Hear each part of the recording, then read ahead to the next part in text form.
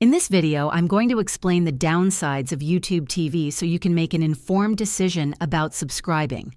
While YouTube TV is a popular streaming service, it does have some drawbacks. First, the price has increased over time, with the base plan now costing $72.99 per month, making it one of the more expensive live TV options.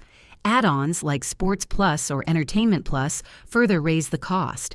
Another downside is the lack of 4K resolution, which may disappoint viewers looking for ultra-high-definition quality.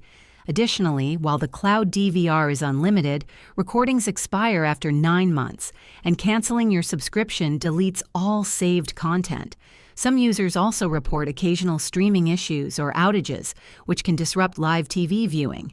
YouTube TV enforces strict location-based restrictions, meaning you can't easily use the service outside your home area without limitations.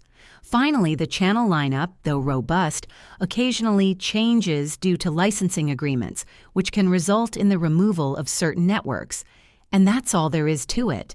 If this video helped you understand the downsides of YouTube TV, please give it a thumbs up and subscribe to the channel for more helpful tutorials. Thanks for watching.